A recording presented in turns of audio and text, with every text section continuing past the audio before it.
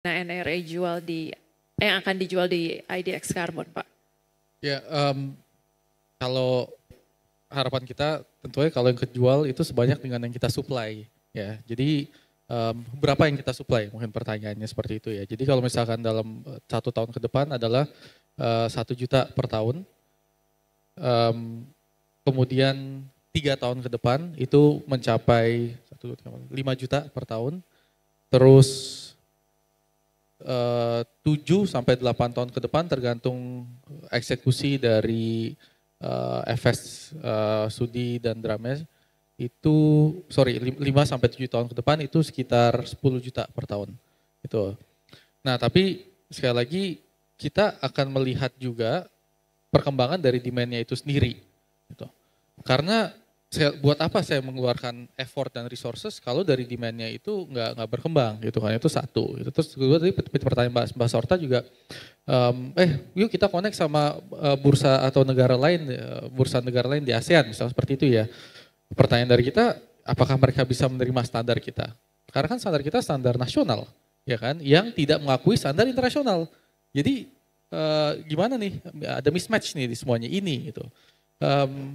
Jadi itu kita udah prepare supply sebanyak-banyaknya, ini belum termasuk nanti kalau ada metodologi dari carbon capture storage yang jumlahnya puluhan juta 1 tahun dan lain sebagainya gitu kan ya. Tapi tergantung perkembangan dari demand-nya. Lalu itu ya Pak ya penting ya. Kalau menerapkan standar itu apakah mungkin nanti kita mengacu ke internasional Bu? Gimana Bu? Iya, kayaknya mentoknya di situ tuh untuk perdagangannya. Iya, memang sebenarnya dengan standar nasional ini bukan berarti nggak ada pasarnya ya, tapi tadi mungkin tantangannya kalau kita buka keluar, apakah itu diakui gitu ya.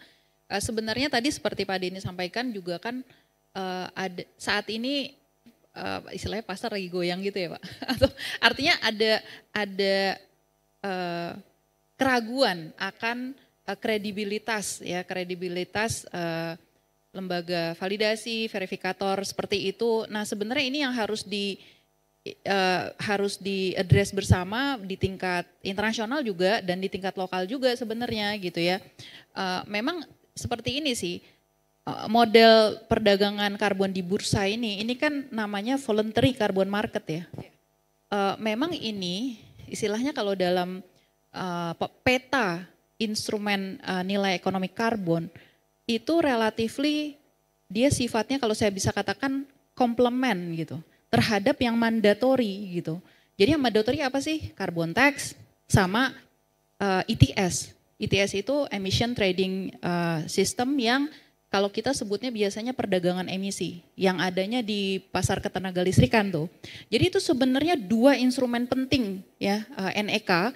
Nah, jadi si bursa ini istilahnya offset ya perdagangan offset ini kredit karbon itu sebenarnya menjadi pendukung gitu ya, menjadi pendukung terutama mungkin di ETS gitu ya dan juga untuk menggairahkan terutama pasar yang seperti Indonesia di pasar baru seperti Indonesia dan bagi kita tuh sebenarnya manfaatnya besar kalau kita mau istilahnya apa ya, utilisasi terutama di sektor volu ya. Kan sebenarnya tadi seperti di energi juga ya, terutama renewable energy juga ada di potensi di forestry and land use.